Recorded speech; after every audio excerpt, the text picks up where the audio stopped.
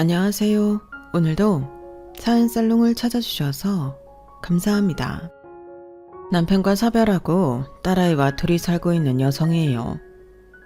사람이 위기에 처해보면 진정한 내 편이 누군지 알 수 있다고 하잖아요. 저는 남편이 세상을 떠나고 그런 경험을 하게 됐어요. 살아생전에 남편은 형제애가 유별나서 시동생과 전생의 부부가 아니었냐는 말을 듣곤 했어요. 시동생도 형이라면 자기 목숨도 아깝지 않다고 말할 정도였고요. 피는 물보다 진하다는 말은 이 형제를 두고 하는 말이다 싶을 정도였죠. 그래서 남편이 세상을 떠났을 때 아빠를 잃은 내 딸도 걱정이었지만 그에 못지않게 시동생 걱정이 됐던 것도 사실이에요. 그런데 그렇게 우애가 유별나던 인간이 지형 장례식이 끝나고 한 달도 안 돼서 저한테 남자를 소개시켜주려고 하지 뭐예요. 모르는 사람들은 시동생의 형수 걱정을 끔찍하게 한다며 좋은 쪽으로 말을 해주었지만 실상은 달랐어요. 만약 그랬다면 제가 이렇게 사연을 보내지도 않았을 테니까요. 그러면 왜 시동생이 제게 남자를 엮여주려고 했는지 지금부터 얘기를 시작해 볼게요. 남편과 처음 만난 건 제가 재수 끝에 대학 시험에 모조리 떨어진 그날이었어요. 저는 부모님의 강요에 못 이겨 의대를 목표로 재수까지 했지만 결국 실패하고 말았어요. 의사 부부한테 태어나던 순간부터 저는 제 뜻과 상관없이 의사가 되어야만 했어요. 부모님은 돌잡이를 할 때도 제가 진찰기를 잡을 때까지 몇 번이고 돌잡이를 반복하셨고 유치원에 들어가기 전부터 조기 교육을 시작하셨어요. 남들은 반에서 1등 했다고 부모님이 용돈을 올려줬다느니 옷을 사줬다느니 하는데 저희 부모님은 반에서 1등 정도로 눈도 깜빡 안 하셨어요. 전교 1등이 아니면 아무 소용없다고 생각하는 분들이셨거든요. 한때는 저도 그런 부모님을 실망시키지 않으려고 죽어라 노력했던 때도 있었어요. 하지만 아무리 노력을 해도 부모님의 기대를 충족시킬 수가 없더라고요. 성적표를 보시며 한숨을 쉬실 때마다 저는 점점 작아지는 기분이었어요. 수능 시험이 다가올수록 손으로 심장을 쥐어 짜는 것처럼 숨 쉬는 것조차 고통스러웠고 그러다 수능 당일이 돼서는 심한 복통을 일으키게 됐어요. 그 바람에 고등학교 3년, 아니 초등학교 시절까지 포함하면 12년의 노력이 물거품이 되고 말았죠. 억울하기도 하고 한편으로는 다행이다 싶었어요. 내 실력을 가려줄 핑곗거리가 생겼으니까요. 게다가 이제는 부모님도 저한테 어울리지 않는 의대에 대한 꿈을 버리실지도 모른다는 약간의 희망도 생겼고요. 그런데 제 기대와는 달리 아빠는 당연하다는 듯 재수를 하라고 하시더라고요. 당장 내일부터 재수 준비해라.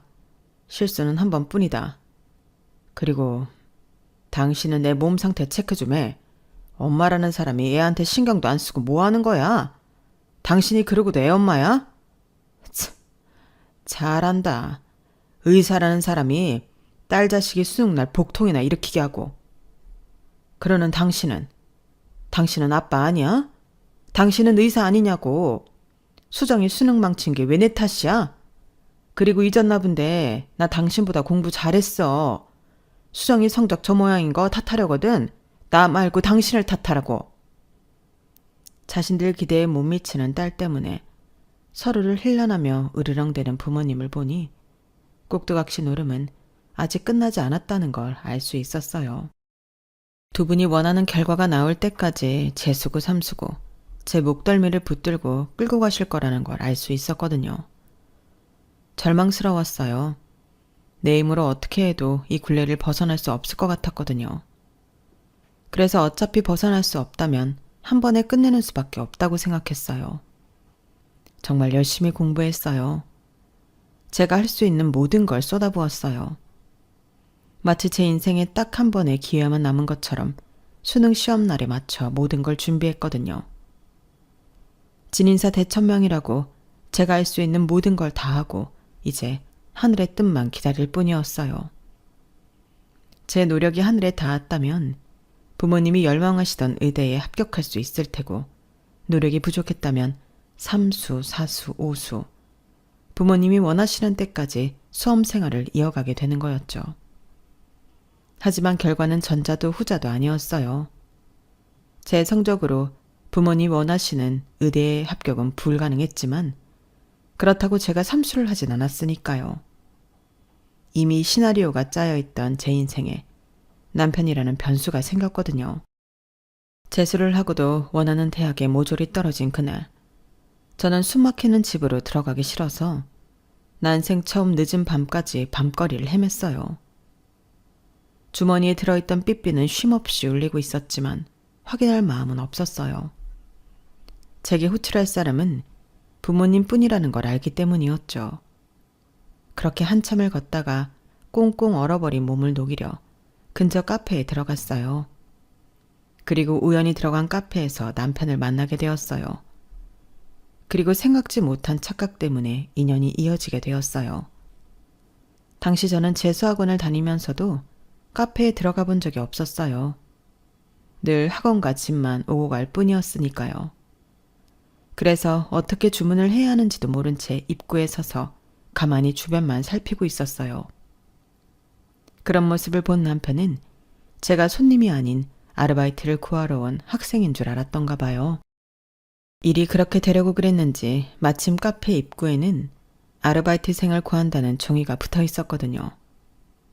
젊은 카페 사장이었던 남편은 제게 이리 오라고 손짓을 했어요. 그리고는 카운터 근처 테이블에 앉히더니 본격적으로 질문을 하기 시작했죠. 나이는 어떻게 돼요? 카페에서 다짜고짜 나이를 묻는 게 의아하긴 했지만 혹시 미성년자가 아닐까 의심돼서 묻는 걸지도 모른다는 생각에 순순히 대답을 했어요. 21살이요. 그럼 대학생? 그 질문에 저는 입술을 깨물었어요. 그러자 남편은 당황한 기색으로 사과를 하더군요. 미안해요. 난 그쪽이 근처 대학에 다니는 학생인 줄 알았어요. 다른 의도는 없으니까 오해하지 말아요. 그리고 내가 학벌로 누굴 놀릴 만한 사람은 못 되거든요. 나도 대학 못 나왔어요. 그래도 나름 카페 사장으로 나보다 학벌 좋은 대학생들한테 월급 주며 살고 있으니 오히려 나은 게 아닐까요? 인생에 대학이 전부는 아니니까. 지금까지 부모님을 통해 대학은 인생의 전부인 것처럼 듣고 자란 저로서는 남편의 이 말이 큰 울림이 되었어요. 대학을 나오지 않아도 멀쩡히 살아갈 수 있다는 희망도 엿볼 수 있었고요.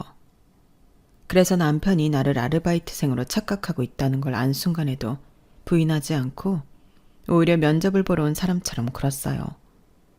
그리고 면접에 합격해서 바로 다음 날부터 일을 시작하게 되었죠. 물론 그날 밤 집에 돌아가서 부모님께 엄청 혼나긴 했지만 그래도 제 마음이 전과 달리 많이 단단해져 있다는 걸 느낄 수 있었어요. 부모님은 삼수를 강요하며 학원에 등록해 주셨지만 저는 그 시간에 남편의 카페에서 아르바이트를 했어요. 더는 부모님이 강요하는 인생이 아니라 내가 주도하는 인생을 살겠다고 결심했거든요. 그러기 위해서는 독립할 수 있는 자금이 필요했고 그 자금을 모을 때까지는 부모님께 아르바이트를 하고 있다는 건 숨기기로 했어요. 적어도 원룸 보증금 정도는 마련할 때까지는 비밀로 하려고 했는데 생각보다 일찍 발각됐지 뭐예요. 엄마가 카페로 찾아왔더라고요. 네가 제정신이야? 재수도 아니고 삼수까지 하는 주제에 아르바이트? 누가 너보고 돈 벌어오래? 왜 이렇게 엄마를 힘들게 해? 왜 이렇게 날 망신시키느냐고. 공부도 못하는 주제에 헛짓거리나 하고 다니고. 내가 너 때문에 속이 아주 썩어 문드러져. 외가 친구 앞에서 삼수까지 하는 건 너 하나뿐이라는 거 알지? 창피한 줄 알면 제발 엄마 말 좀 들어. 당장 카페 그만두고 학원 수업에 집중해. 네 아빠가 알아봐. 가만히 있을 것 같아? 엄마는 아빠가 알기 전에 저를 데리고 가려고 했어요. 그 과정에서 제 팔을 끄드러 잡는 바람에 저는 바닥에 넘어지고 말았죠. 그러자 남편이 달려와 엄마와 제 사이를 막아섰어요. 아주머니, 말로 하세요. 추정이가 말길 못 알아듣는 짐승도 아닌데 왜 이렇게 강압적으로 그러세요? 딸이라면서요. 그럼 딸아이 말도 들어보셔야죠. 수정인 한두 살 먹은 애도 아니고 21살짜리 성인입니다. 대화로 푸시라고요. 갑작스런 남편의 등장에 엄마는 더 화를 냈어요. 남의 자식 일에 왜 끼어드냐고 호통을 치면서 말이죠. 이게 어디서 끼어들어 별것도 아닌 게. 되도 않는 게 꼴의 사장이라고 내 딸이 상대 좀 해주니까 뭐라도 된 줄 아는 모양인데 꼴값 떨지 마. 그래봤자 동네 커피집 사장일 뿐이야. 우리 수정이가 당신이랑 같은 줄 알아? 우리 애는 이런 데서 커피나 만들어 팔 만큼 한심한 애가 아니란 말이야. 그러니까 괜히 남의 일에 끼어들지 말고 저리 꺼져. 별 거지 같은 게 감히 남의 집 일에 이러쿵저러쿵이야. 건방지게 싫어. 엄마는 상대에 대한 배려라고는 눈꼽만큼도 없이 남편의 자존심을 밟는 말만 이어갔어요. 상스러운 욕까지 섞어가면서 말이죠. 의사 가운을 입고 사람들 앞에서 늘 고상한 척 연기를 하던 엄마와는 전혀 다른 모습이었어요. 사람을 급에 따라 나누고 자신보다 낮은 사람한테는 함부로 대하고 자신보다 높은 사람한테는 한없이 비굴하게 구는 것. 그게 저희 부모님이 사는 방법이었거든요. 지금까지 살면서 지겹도록 봐왔던 그 모습이 그날은 그렇게 창피했어요. 이제야 부모님 앞에 당당하게 맞설 자신이 생겨서 그런 건지 아니면 유일하게 나를 믿어주는 남편에 대한 고마움 때문인지 모르겠지만요. 결국 그날 저는 엄마를 따라 나서지 않았어요. 며칠 뒤 아빠한테까지 제가 학원 수업을 빠지고 카페에서 일을 한다는 사실이 밝혀진 후에도 저는 아르바이트를 그만두지 않았어요. 결국 자신의 바람과 달리 엇나가는 제게 화가 난 아빠는 손찌검을 하셨고 그 길로 저는 집을 나왔어요. 막상 집을 나와보니 딱히 갈 곳도 없고 도움을 청한 사람도 없더라고요. 생각나는 사람이라곤 카페 사장인 남편뿐이었죠. 그래서 밤늦게 남편한테 전화를 했고 그날부터 남편이 지내던 원룸에서 살게 되었어요. 동거를 한 건 아니었고 제가 남편 원룸에 사는 동안 남편은 카페 창고에 간이 침대를 놓고 지내게 된 거였죠. 얼마 뒤 제가 방을 구해 나가고 나서야 남편은 다시 자신의 원룸으로 들어올 수 있었어요. 그렇게 21살에 이룬 독립의 꿈은 몇 년 뒤 남편과의 결혼으로 이어졌어요. 당연히 저희 부모님은 반대를 하셨죠. 금전적인 지원을 끊으면 당장 집으로 들어올 줄 알았던 딸이 몇 년을 버티더니 급기야 결혼까지 하겠다는데 어떻게 용서가 되겠어요. 하지만 자식 이기는 부모 없다고 결국 결혼식에는 와주시더라고요. 두 분 모두 세상 다 잃은 표정으로 혼주석을 지키셨지만 말이에요. 저희 부부가 결혼하던 당시 시동생은 오산에서 아버님과 함께 살고 있었어요. 시동생은 인근에 있는 대학을 졸업하고 은행에 다니고 있었는데 남편도 그렇고 아버님도 그렇고 시동생을 무척이나 자랑스럽게 생각하더라고요. 내 동생이지만 정말 대단한 놈이야. 동생이 고등학교 2학년 때 엄마가 사고로 세상을 떠나셨거든. 그때 나는 군복무 중이라서 동생한테 신경을 써줄 수 없었는데 동생이 지가 알아서 도시락도 싸서 다니고 아빠 대신 집안 살림까지 하면서 지냈더라고. 장남으로서 동생한테 면목이 없을 정도였어. 그런 와중에 대학도 들어가고 지금은 이름 있는 은행에 취직까지 했으니 얼마나 대단한 놈이야. 동생이지만 참 존경스러울 정도야. 남편은 4살 아래 동생을 무척이나 아끼고 자랑스러워했어요. 시동생 역시 자기 형을 부모님보다 더 믿고 따랐고요. 그런데 얘기를 들어보니 남편과 시동생의 형제애가 남다른 데는 그럴 만한 사정이 있더라고요. 돌아가신 시어머니는 사실 남편과 시동생의 친모가 아니었어요. 시동생이 7살이 되던 무렵 아버님과 재혼을 하신 분이었거든요. 돌아가신 분께 이런 말을 하긴 좀 그렇지만 저희 시어머니는 그리 좋은 분은 아니었어요. 소위 말하는 못된 계모에 가까웠거든요. 두 아들한테 사랑을 주기는커녕 밥도 제대로 챙겨 먹이지 않았어요. 특히 미취학 아동이었던 시동생은 상대적으로 시어머니와 둘이 집에 있는 시간이 많았는데 그래서 시어머니한테 많이 맞고 자랐던 모양이에요. 그런 동생을 지켜줬던 건 아빠인 시아버지가 아니라 형인 제 남편이었어요. 시아버지는 자기 자식들이 계모한테 맞고 사는 걸 알면서도 눈을 감고 귀를 닫아버렸거든요. 시동생 말에 따르면 제 남편이 공부를 꽤 잘했다고 했어요. 그런데도 대학을 포기하고 공고에 들어가 기술을 배웠던 건 하루빨리 취직해 자기가 번 돈으로 동생을 제대로 먹여 키우고 싶었기 때문이라고 하더군요. 형이 고3 때 공장에 취직하고 난 뒤에야 새엄마 눈치 안 보고 용돈도 받고 살 수 있었어요. 난 솔직히 아빠 없인 살아도 형 없이는 못 살 것 같더라고요. 우리 형은 나한테 부모 그 이상의 존재예요. 전요, 형이 심장 이식을 받아야 살 수 있다고 한다면 제 심장까지 내어줄 자신이 있어요. 우리 형은 내 목숨보다 소중한 사람이니까요. 형수님, 우리 형이요. 못난 부모랑 저 때문에 정말 많은 걸 희생하고 살았어요. 이젠 내 걱정 그만하고 자기 행복을 누리고 살았으면 좋겠어요. 그러니까 형수님이 우리 형 많이 아껴주세요. 제가 바라는 건 그것뿐이에요. 자기보다 한참 어린 형수한테 몇 번이나 고개를 숙여가며 형을 부탁하는 시동생의 모습에 제가 더 뭉클할 정도였어요. 제가 시집온 그해 겨울 아버님이 지병으로 세상을 떠나셨고 이듬해 시동생은 오래 사귀어온 여자랑 결혼을 했어요. 형제 사이가 유별날 정도로 각별했기 때문에 동서와 저도 남편을 따라 친하게 지낼 수 있었어요. 비록 손 아래 동서라고는 해도 저보다 나이가 많아서 예의가 아닌 줄은 알지만 우리 나름의 호칭으로 부르곤 했어요. 저는 동서한테 언니라고 부르며 존대를 했고 동서는 저한테 형님이라고 부르며 말을 놓았어요. 남들이 보기에는 말도 안 되는 호칭이었지만 뭐 어때요? 우리끼리 부르기 편하고 우리만 괜찮으면 그만이죠 뭐. 시동생 내외는 둘 다 대학을 나와 은행원으로 일하고 있었는데 그래서 시동생 내외를 통해 이율 좋은 적금이나 수익률이 높은 펀드에 대한 정보를 얻을 수 있었어요. 그 덕에 저는 결혼할 때 부모님한테 받은 결혼 자금 중 일부를 은행에 맡겨두고 그 이자를 받아가며 공부를 할 수 있었어요. 비록 부모님이 원하시던 의대는 아니었지만 제 적성을 살려 서울 소재의 대학 수학교육과에 입학했거든요. 남편은 제가 공부하는 걸 누구보다 지지해 주었어요. 우리 둘뿐인데 살림 좀 소홀하면 어때?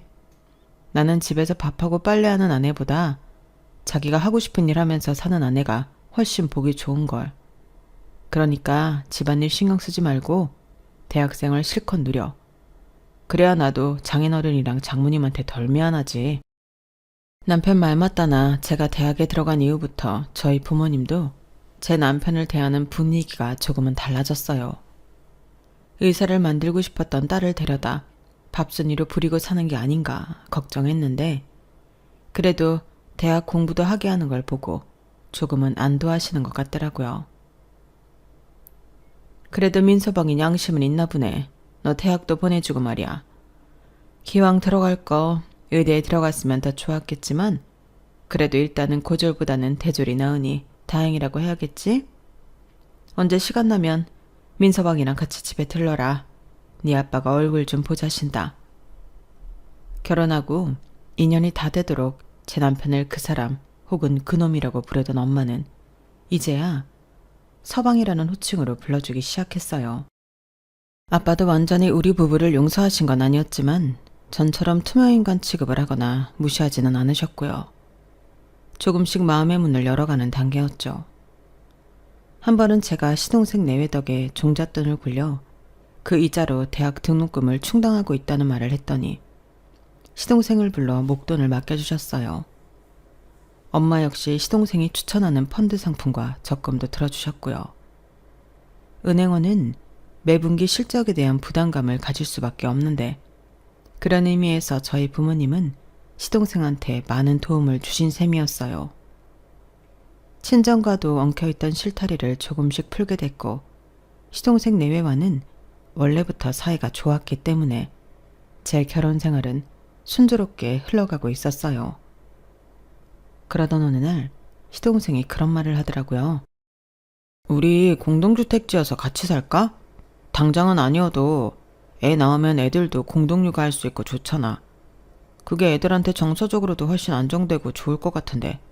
형이랑 형수 생각은 어때? 같이 살면 좋지. 더 자주 볼 수 있고. 가끔은 마당에서 다 같이 고기도 구워 먹을 수 있잖아. 생각만 해도 좋긴 하다. 근데 지금 재정 상태로는 힘들 것 같아. 두 집이 합해서 집을 산다고 해도 서울 시내 집값이 어지간해야지.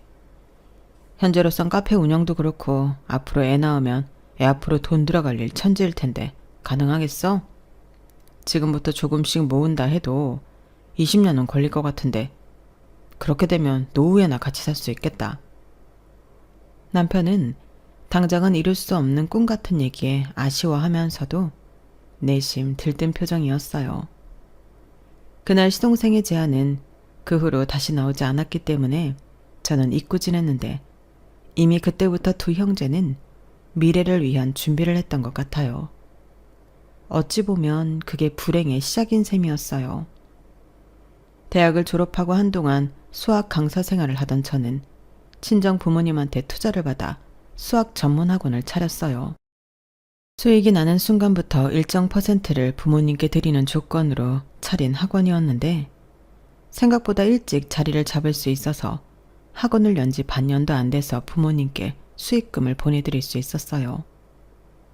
그동안 남편 혼자벌이로 생활을 하느라 살림이 좀 빠듯했는데 이제는 제가 버는 수입이 꽤 되다 보니 전보다 심적으로 안정이 생기더라고요. 그래서인지 학원을 차리고 1년도 안 돼서 아이까지 생겼지 뭐예요. 한창 학원 일에 올인을 해야 할 시기에 덜컥 임신을 한 거라서 그리 기쁘지만은 않았어요. 그러면 안 되지만 속으로 남편 몰래 갈등도 했어요. 그런데 그런 제 마음을 어떻게 알았는지 남편이 그러더라고요. 당신이 뭘 고민하는지 알아. 그런데 말이야, 우리가 부모가 될 준비가 되고 경제적으로 안정이 됐을 때에도 아이가 찾아온다는 보장이 있을까? 뭐든 때가 있는 거잖아.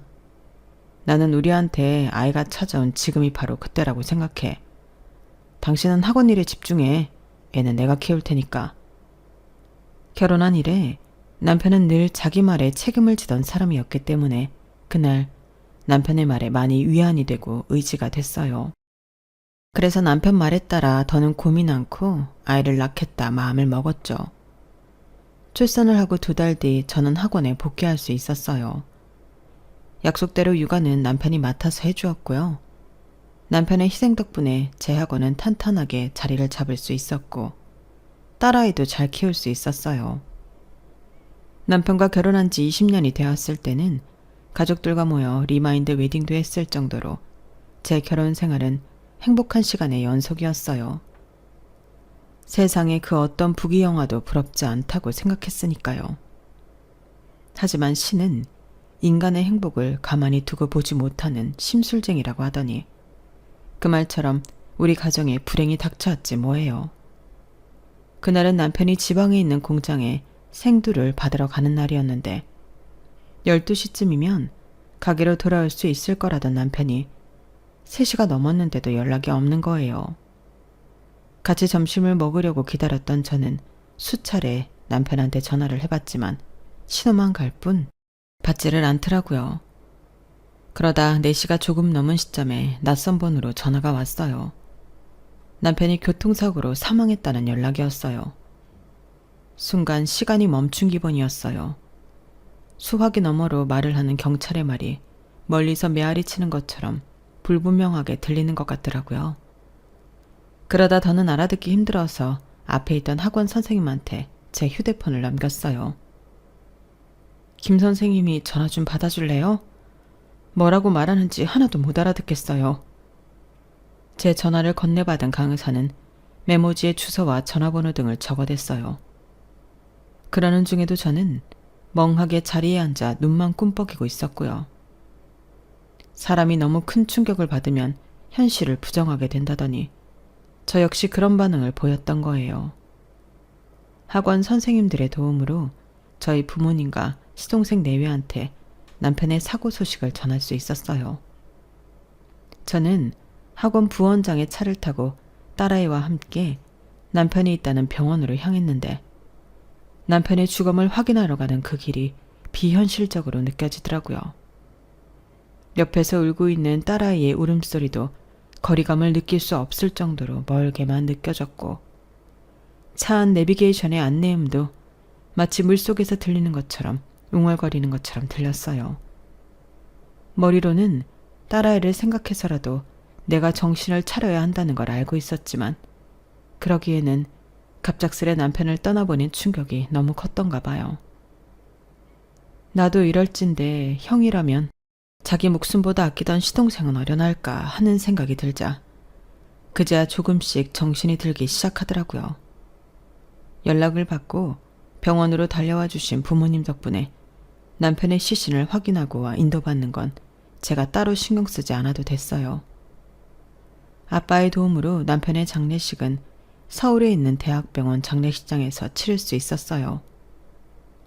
저는 영정사진 속 남편을 본 순간부터 눈물이 멈추지 않아서 결국 장례식 중에 몇 번이나 실신을 하고 말았어요. 저와는 달리 시동생은 형을 잃은 슬픔에도 꿋꿋하게 상주 자리를 지켜주었어요. 그게 얼마나 고마웠나 몰라요. 그래서 감사 인사도 할 겸 장례식이 끝나고 몇 주 지나 시동생네 집에 찾아갔어요. 그런데 기분 탓인지 모르겠지만 제 방문에 시동생 내외 반응이 좀 이상하더라고요. 전과 달리 뭔가 저를 경계하는 눈치랄까요? 워낙 두 집이 허물없이 지내온 탓에 서로 집에 드나드는데 아무런 거리낌이 없었는데 그날은 유독 초대받지 않은 불청객이 된 듯한 기분이었어요. 가지고 간 선물을 건네주고 잠시 앉아있다가 쫓겨나듯 집을 나왔어요. 남편이 살아있을 땐 한 번도 느껴보지 못한 홀대에 그제야 현실이 느껴졌어요. 마치 끈떨어진 연신세가 된 것 같더라고요. 그렇게 집에 돌아오고 일주일쯤 지났을까요? 시동생 내외가 저희 학원으로 찾아온 거예요. 일전에 냉랭하고 거리감이 느껴지던 것과는 달리 이번엔 원래 제가 알던 모습 그대로 허물없이 친근한 모습이었어요. 그 간극이 너무 커서 어느 쪽이 진짜 모습인지 헷갈릴 정도더라고요. 그런데 더 황당한 건 시동생의 말이었어요. 형수, 죽은 사람은 죽은 사람이고 산 사람은 남은 인생 살아야 하지 않겠어요? 그래서 말인데 이참에 새로운 사람 만나보는 건 어때요? 모르긴 해도 우리 형도 그걸 바라고 있을지 몰라요. 더 늦기 전에 예빈이한테 새아빠도 만들어주는 게 낫지 싶네요. 맞아요, 형님. 아직 40도 안 됐잖아. 한창 좋을 나이에 독수 공부하며 살 일 뭐 있어? 좋은 사람 만나서 사랑받고 사는 게 낫지. 간 사람은 보내고 오는 사람 만나는 게 이치에도 맞아. 우리가 오죽하면 이래? 형님이 안타까우니까. 그간 동서지간으로 살아오면서 정이 들어 그러지. 아주버님 가신 지 한 달밖에 안 됐는데 이런 말 꺼내는 우리도 마음이 편치는 않아. 그런데 상대 남자가 워낙 괜찮으니 어쩌겠어. 어지간한 사람이면 우리가 나서지도 않았지. 정말 놓치기 아까운 사람이야. 그러니까 한번 만나봐. 시동생 내외가 저를 찾아온 이유가 남자를 소개시켜 주려는 거라는 게 믿어지지가 않았어요. 다른 사람은 몰라도 어떻게 시동생이 이럴 수가 있어요? 자기 형 49제도 안 지났는데 재혼을 하라니요. 이건 서운함을 넘어서 마치 저를 쉬운 사람으로 본 것 같아서 도저히 참을 수가 없더라고요. 지금 뭐 하는 거예요? 우리 예빈이 아빠가 세상 떠난 지 몇 달이 됐어요? 몇 년이 됐어요? 고작 한 달 됐을 뿐이에요. 그런데 어떻게 나한테 딴 남자 만나보라는 소리를 해요? 나를 얼마나 하찮은 사람으로 생각했으면 이런 말을 면전에 대고 할 수가 있느냐고요. 도련님, 이러고도 내 남편 동생이라고 할 수 있어요? 그렇게 죽고 못 살던 형을 생각해서라도 어떻게 이럴 수가 있느냐고요. 정말 실망이에요. 두 사람 모두 실망이라고요. 앞으로 한 번만 더 내 앞에서 남자 얘기 꺼냈다간 앞으로 연 끊고 살 줄 아세요. 그렇게 소리를 지르곤 두 사람을 원장실에서 내쫓았어요.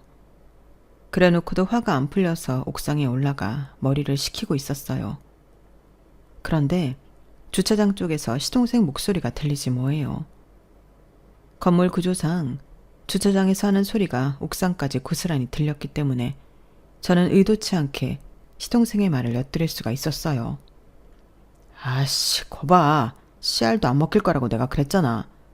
형 죽은 지 한 달도 안 됐는데 남자 만나보라고 하면 기다렸다는 듯이 그러겠다고 하겠어? 내가 안 된다는데도 기어이 밀어붙여선 괜히 형수랑 사이만 어색해졌잖아. 자기도 참. 그럼 어떡해. 언제 돈 얘기 꺼낼지 모르는데 두 손 놓고 앉아서 기다리라는 거야? 그래도 오늘 눈치 보니까 아직 그 돈에 대해서는 모르는 것 같던데? 동서는 피식 웃으며 말했어요. 당신이 보기에도 그렇지. 우리 형이 이 동생을 위해서 입 다물고 간 게 분명해. 이제 형도 가고 없으니 형수만 모르고 넘어가면 그 돈은 내 거네. 두 사람은 돈 얘기를 하며 좋아서 어쩔 줄 몰라 했어요. 이게 무슨 소린가 싶어서 그날 집에 돌아간 뒤 남편 앞으로 된 통장을 죄다 꺼냈어요. 하지만 통장에 찍힌 내역이 최근 게 아니다 보니 정확한 입출금 내역을 알 길이 없었어요. 그래서 다음날 남편이 거래하던 주거래 은행에 찾아가 통장 정리며 예금액 확인을 했는데 세상에 지난 10년 넘게 매달 150만 원씩 공동명의 통장으로 돈을 보냈더라고요. 그 통장은 남편과 시동생이 공동으로 개설한 통장이었어요. 남편이 보낸 돈의 원금만 해도 2억이 넘었어요. 문제는 이 통장에 매달 150만 원씩이나 예금을 한 이유였어요.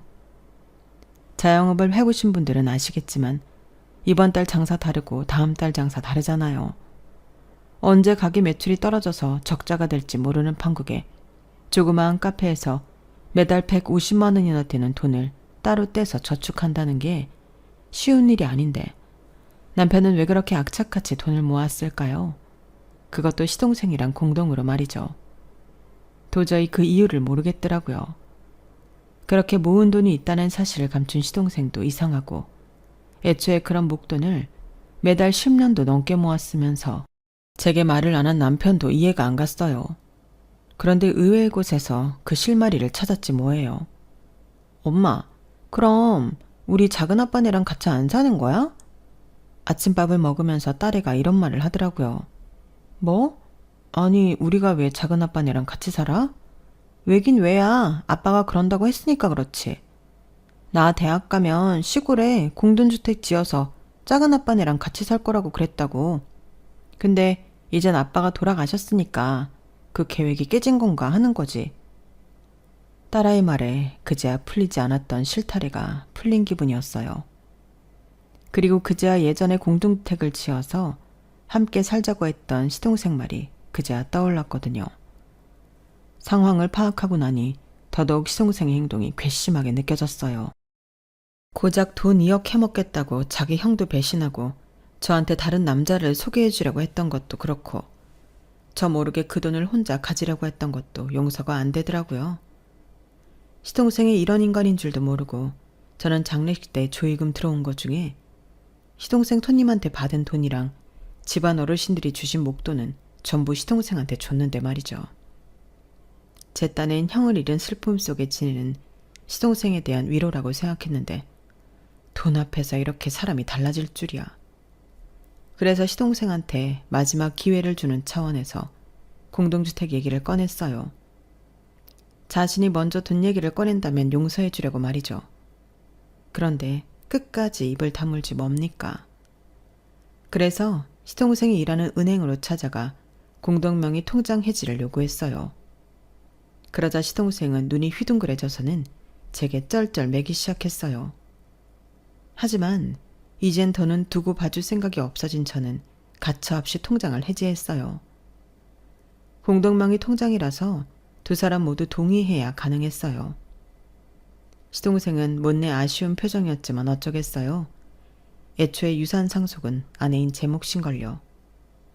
그런데 그날 집에 돌아와 보니 시동생 내외가 우리 집에 쳐들어와 난리를 치고 있지 뭡니까?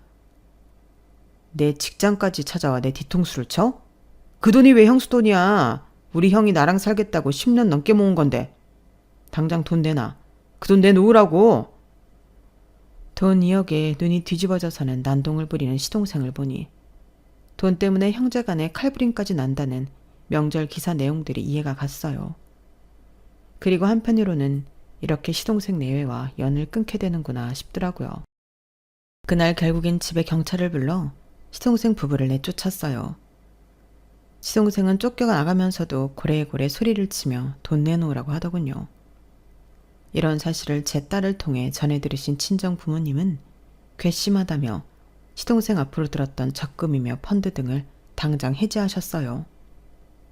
은행에 맡겨두셨던 거액의 예금도 몽땅 빼서 다른 은행으로 옮겨버렸고요. 그제야 심각성을 파악한 시동생은 제 친정까지 찾아가 싹싹 빌고 저한테도 전화해 도와달라고 눈물 콧물을 짰지만 이미 버스는 떠난 뒤였어요. 그런데 저희 부모님의 재정 규모가 생각보다 컸던 모양이더라고요. 시동생이 은행에서 엄청난 타격을 입었거든요. 결국 이번 일로 정리해고 대상자 명단에 올라서 결국엔 은행을 나오게 됐더라고요. 형이 남긴 2억을 몰래 챙기자고 더 큰 걸 날린 시동생을 보니 자업자득이란 생각이 듭니다. 저는 믿었던 시동생한테 대차게 배신은 당했지만 그래도 달리 생각해보면 내 인생에서 꼭 걸러야 하는 인간을 걸은 것 같아서 다행이라고 생각해요. 어쩌면 하늘나라에서 남편이 우리 모녀를 지켜주려고 벌인 일이 아닐까 싶네요. 지금까지 제 사연을 들어주셔서 감사합니다. 딸아이와 누구처럼 욕심내지 않고 성실히 잘 살아보겠습니다. 응원 많이 주세요. 여러분들도 건강하시고 행복하세요. 여러분, 사연 댓글에 응원과 현명한 조언 부탁드려요. 좋아요와 구독은 저에게 큰 힘이 됩니다. 오늘도 좋은 일 가득하세요.